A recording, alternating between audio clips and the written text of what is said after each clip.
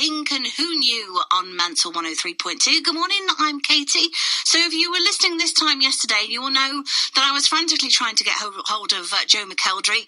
And this morning, I've managed it. Morning, Joe. Good morning. How are you?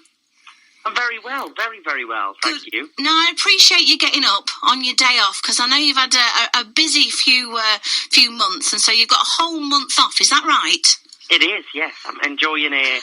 I've kind of been working flat out since November last year, so I finished all my kind of work in August, and now I'm kind of enjoying a month off until the tour starts in October. Now, you said you've been working flat out all year, but the truth is you've really been flat out kind of since you won the X Factor 7 years ago. I can't believe it's 7 years since you first wandered into that audition room. Does it feel like that long? Well, I think, I've always been so busy, like you said, since doing it, and I've kind of gone on to different projects, and, you know, I've been kind of busy, obviously, trying to make my career and all of that kind of stuff, but you sometimes don't realise the time is like flashing by. And then it's not until like you look back over some of the stuff and the projects that I've done and things, I think, oh my God, like I feel old. Oh, you're not old at all. But, I mean, I was looking back at kind of some of the X Factor stuff that you did, and we'll just touch on it briefly, but you got to perform with the likes of George Michael and were mentored by Whitney Houston. When you look back now, do you think, wow? I know. Well, the thing, I mean, it was very overwhelming, because obviously you know, 3 months previous to being on that show, if I had have tried to get backstage at any kind of concert, you wouldn't get within like 20 metres of those people, and then all of a sudden you kind of, you know, you're in the same like dressing room corridor as them, and they're all just walking past, like saying hello to you and everything, and it's the most surreal experience to ever be a part of. You know, going from just being a normal person to then being in this huge like whirlwind of a TV show. But I've got nothing but fond memories of it. You know, it was an incredible platform and experience. You know. Apart from winning, what was your highlight? What, afterwards or on the show? I think on the show. Probably.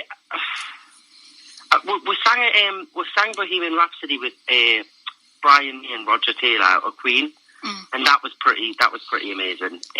But loads of it, you know, just being in the X Factor house and spending time there and being in the studios, and the whole experience was amazing.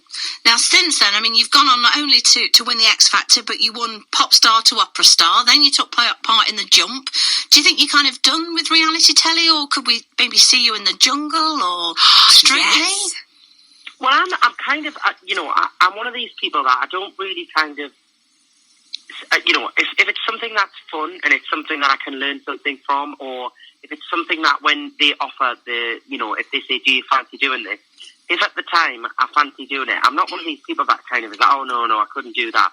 I'm not bothered about throwing myself into things, you know, and for a challenge. So I'd be more than happy. The only thing about, you know, The Jungle is all the animals. I don't know how I'd cope with them. Yeah. You know? But I feel like if you were in that environment and you had no choice, you would just have the best time ever. Yeah. And it would be great fun, but it's that initial thinking. It's thinking being at home in all of your nice home comfort. Thinking about having snakes and rats falling all over you, you know. And you're sat in a hammock. Yeah. Now, speaking of sitting at home, which you are doing at the moment, which is just a brief kind of respite whilst your Northern Lights tour takes part. It's 37 dates. That seems quite epic, Joe. Well, you say that, but the last two tours have actually been twice as long as that. So this one to me is like a little short one. I did Joseph at the start of the year, and when we were kind of halfway through Joseph, you know, we're discussing about after the tour and stuff. And I initially was just going to have like quite a few months off and just chill out and do like a couple of one-off shows here and there. And then I kind of was like, you know what it is, I know what I'm like. After about a week off, I get really bored. So I just said to my management, I was like, listen, let's just go on the road, let's have a bit of fun, do a little tour kind of leading up to Christmas and just have fun with it, you know, and travel to some places that we've been to, some places that we haven't. So the tour's kind of been a more kind of organic tour than other ones, because it's kind of just been for a bit of fun, you know, because I enjoy it.